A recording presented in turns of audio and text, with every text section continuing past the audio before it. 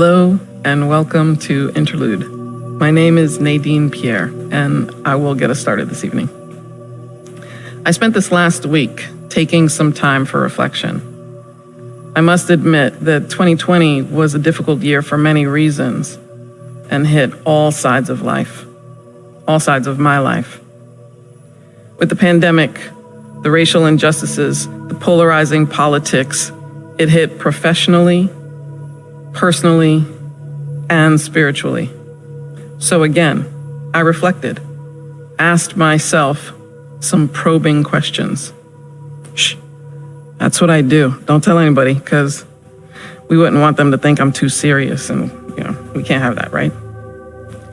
So what kept me going? Words. What do I mean by that? I had a choice of the words that I wanted to use, the words I wanted to hear, and most importantly, the words I would listen to and act on. I could have allowed the news and my self-talk to take me to a dark place almost daily. Instead, I chose words of inspiration and affirmations through podcasts, speeches, prayers, music, songs.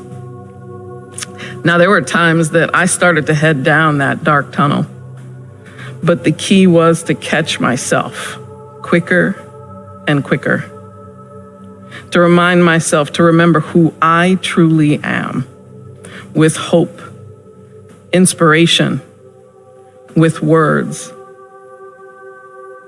I'll take you on my 2020 lyrical journey. So let's start, as always, with getting comfortable and taking a deep breath.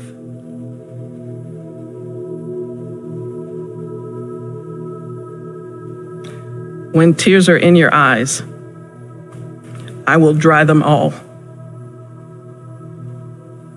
I'm on your side when times get rough.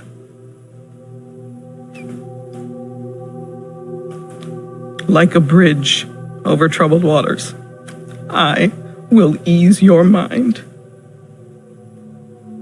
Amazing grace. I once was lost, but now I'm found. Was blind, but now I see. You should be outraged as a human being. The appropriate response for horrible language and horrible ideas is a better idea. We would be naive to think we should not discuss the power of diversity. Treat everyone different than you with dignity and respect. I am a human. Haven't I suffered for so long? Still, there's a reason for hope. I keep holding on.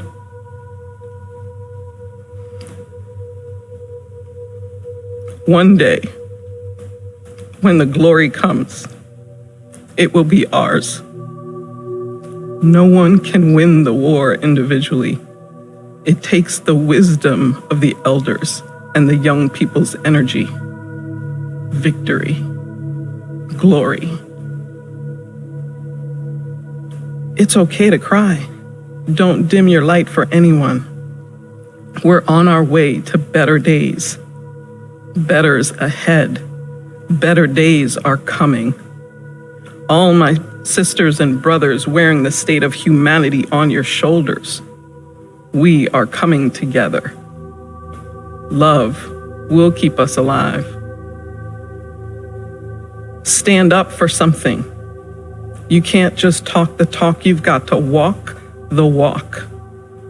I stand up for you. You can bet on love, you'll never lose. Let the ways of love be the ways of man. Stand up for something. I'd rather stand tall than live on my knees, because I'm a conqueror and I won't accept defeat. I know I will rise up. We will rise up. Love always prevails. It's time to come together. Time to make a change with all my favorite colors, my brothers and my sisters. One love, one people, one love. So stand in the circle of peace, because only the willing will see their dreams. Hope is being able to see that there is light despite all the darkness. Things don't always go the way we planned. We are more than we know. We are one. Can you feel the love tonight? And so it is.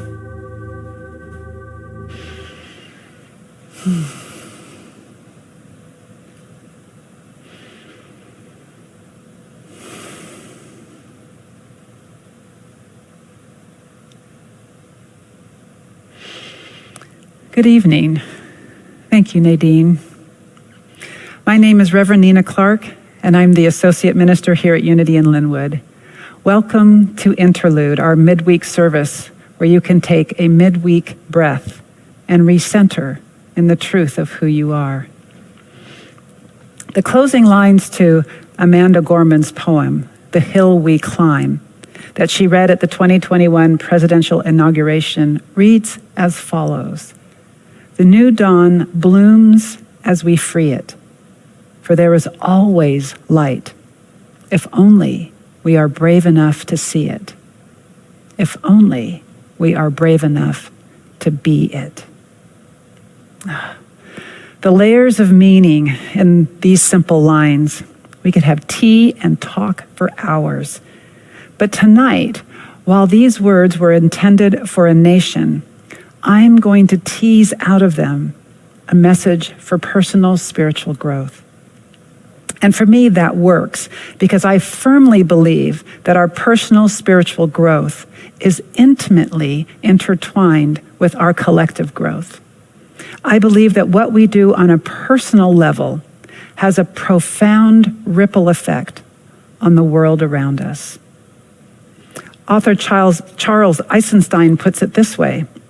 Ultimately, work on self is inseparable from work in the world. Each mirrors the other. Each is a vehicle for the other. And while I think I'm likely talking to the choir, I also think that sometimes in the thick of things, we forget. Or maybe we forget because we don't truly and deeply know that we are powerful, know that we matter, know that what we do matters, both within ourselves and thus outside of ourselves. We don't truly and deeply believe that we can do both amazing wonder in this world, as well as, unintentionally or intentionally, great harm. We're more powerful than we know. We matter more than we know. I also think that when we think we don't matter, we don't give our spiritual growth our all full effort, our all in full effort. It's like we feel that we're not worth our own best effort. And I know that this was true for me when I was younger, and I am beyond grateful for having become a mother, because when I looked into my firstborn's eyes, I knew in the depth of my soul that he was worth my very best effort. And thus I determined to give my own spiritual growth my all, so that I could give my children my best and highest self. I love stories, and I love to turn over every stone in a story to try and glean as much meaning as I can. And so I'd like to return to the story I shared 2 weeks ago about my being a summer camp drama counselor. But this time, rather than focusing on the blank page that I started the summer with, I'd like to focus on the gift that came from starting with the blank page. The part of the story I'd like to focus on is Sarah and the campers. To recap, the cast, minus Sarah, came to me and asked me to remove Sarah from the play. They felt that she was stiff and robotic and unable to bring her character to life, and thus would ruin the show.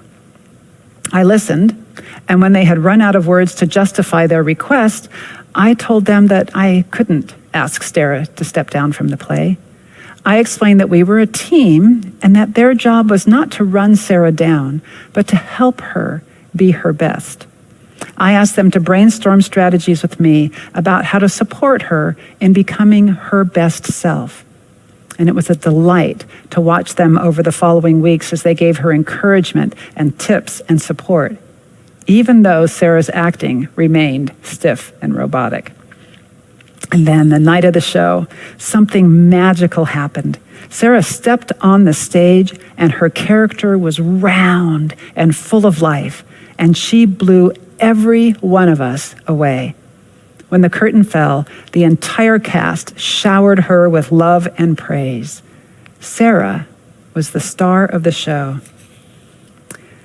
Now, I don't think that the campers were being intentionally unkind when they asked for Sarah's removal. In their minds, they just wanted the play to be a success, and they saw Sarah as a hindrance to that. However, each camper mattered to Sarah. It mattered that they chose to stand in support of her rather than against her. They each held the power to tear her down or lift her up. And while I agree with Don Ruiz's teachings, the gentleman who wrote the 4 Agreements, that we shouldn't take what other people say or do personally, or what you think of me isn't my business, I think what's true for most of us is that as we are learning to bring that to life in our consciousness, what people say and do does matter until it doesn't. Which is why he also teaches us to be impeccable with our words as the first agreement. And at 13, it did matter to Sarah, and it did matter to each of the similarly aged campers, and it did matter to me.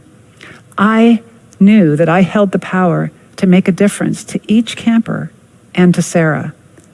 If I had agreed with their request to remove her, what would the outcome have been for Sarah, or for the campers, or for me? You see, I don't think the campers at the outset knew how much they mattered. I don't think they realized the profound positive effect that they could have on Sarah or on themselves and each other. They had no idea of their power. And when the final curtain fell, each camper felt better about who they were because of the investment that they first made in themselves, and because of how that investment affected themselves, each other, and Sarah. They each mattered to Sarah, and they each mattered to each other as a team, and they each mattered to themselves. Each was brave enough to step into a new version of the story they had started to write, to see the light that was in each other. And each was willing to invest in themselves and each other to be that light. And in doing so, a new dawn bloomed for each one who was able to free their inner splendor, their compassion, their empathy, their light. And it wasn't easy. During that initial talk, most of the cast had to struggle with wanting to be right rather than loving and supportive. They had to work through feelings of shame and embarrassment after they realized the impact their request for removal could have had on Sarah. One was so dug in that she threatened to quit. But in the end, they each found themselves and Sarah worth investing in, and the result was stunningly magical. And as each of those campers mattered to Sarah, each one of you matter to the world around you. You matter to the people around you, and you matter to you. You are more powerful than you know. You are worth investing in. You are worth your best effort. Stephen Covey wrote, "Be patient with yourself. Self-growth is tender. It's holy ground, and there is no greater investment." And Ralph Waldo Emerson penned the following: "The only person that you are destined to be, the only person that you are destined to become, is the person you decide to be." The new dawn blooms as we free it for there is always light, if only we are brave enough to see it, if only we are brave enough to be it.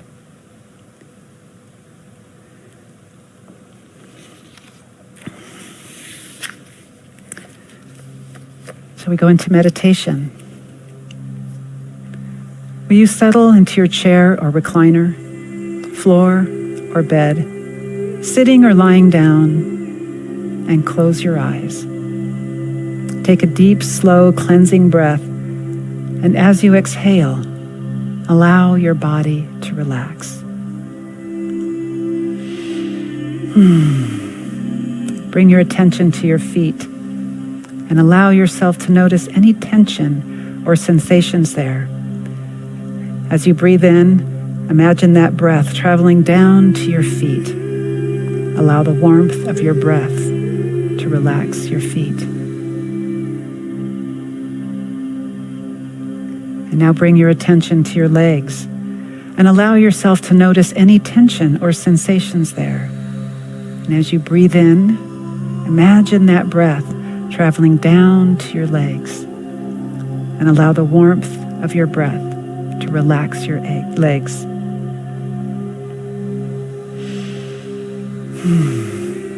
And then bring your attention to your abdomen and allow yourself to notice any tension or sensations there. And as you breathe in, imagine your breath traveling down to your abdomen and allow the warmth of your breath to relax your abdomen.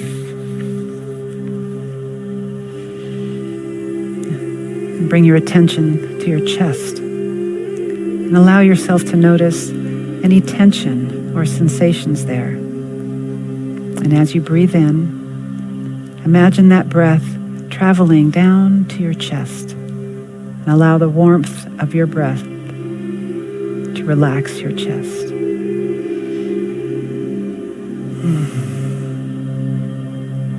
And bring your attention to your back and allow yourself to notice any tension or sensations there. And as you breathe in, imagine your breath traveling down to your back and allow the warmth of your breath to relax your back.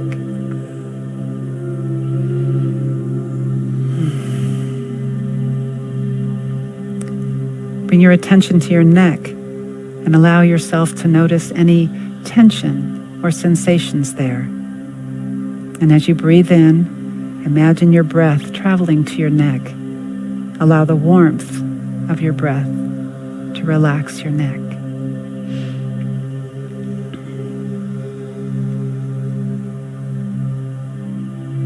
And bring your attention to your shoulders and arms and allow yourself to notice any tension or sensations there. And as you breathe in, imagine your breath flowing down your arms and into your hands. Allow the warmth of your breath to relax your shoulders and your arms. And then bring your attention to your face and your head and allow yourself to notice any tensions or sensations there. And imagine your breath as you breathe in, traveling to your face and head, and allow the warmth of your breath to relax your face and head.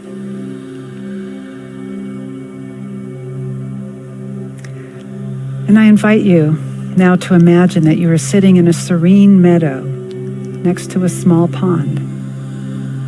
There are beautiful wildflowers all around you, scenting the warm air with their fragrance. You can hear the wind ruffling the trees that surround your peaceful glade and the gentle hum of insects and cheerful birdsong.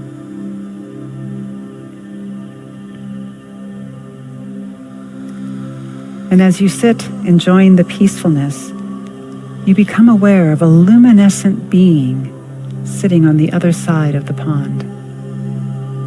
She is a rainbow of color, shimmering and radiant, and you know instantly that she is a teacher. She smiles at you, and you feel a wave of unconditional love flow over you, and you feel warm and safe and loved.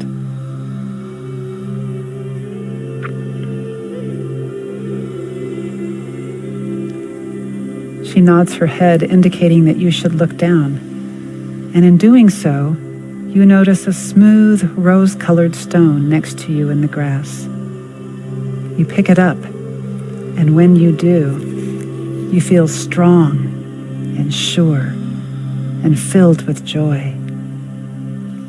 "Toss it in," she says, and you do. Ripples flow out in concentric rings in the pond from where the stone entered the water, and a pure, sweet tone ripples gently through the air, starting at the pond and mimicking the ripples in the water, floating out to the edge of the meadow. And as the tone passes through you, you feel stronger and more sure and more joyful.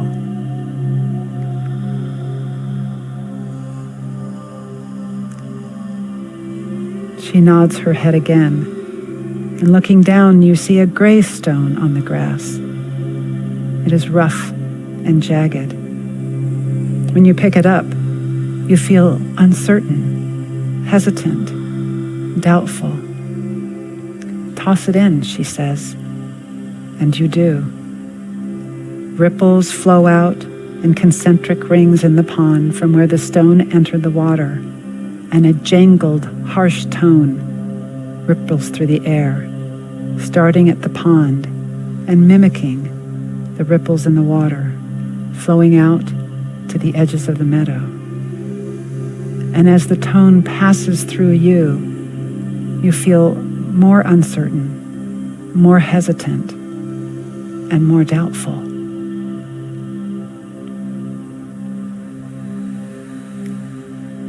You look at your radiant guide,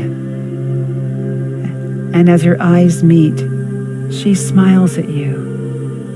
Your whole being seems to swell with warmth, and the uncertainty and the doubt fade away as that wave of unconditional love washes over you.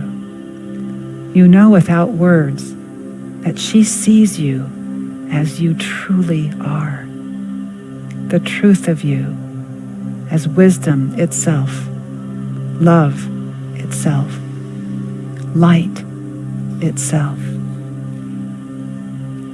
"What do you know?" she asks.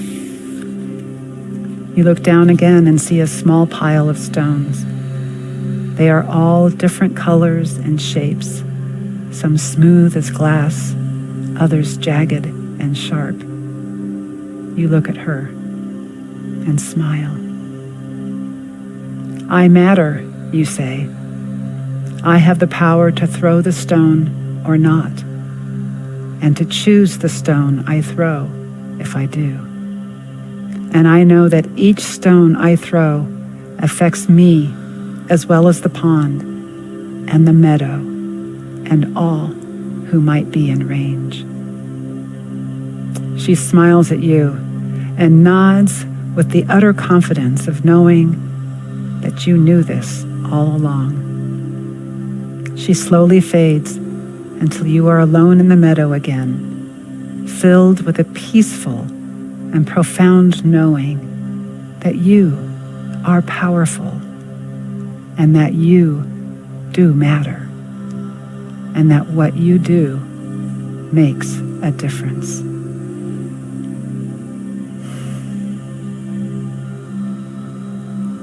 You are an amazing being of light, an emanation of the Most High.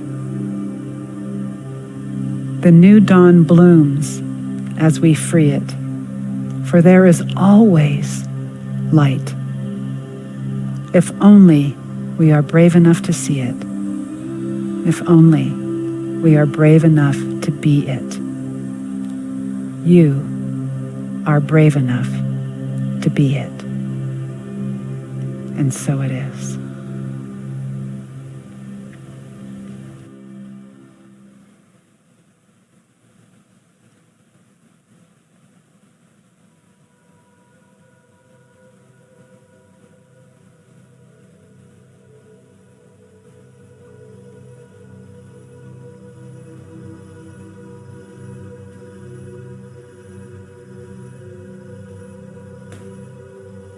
Wow.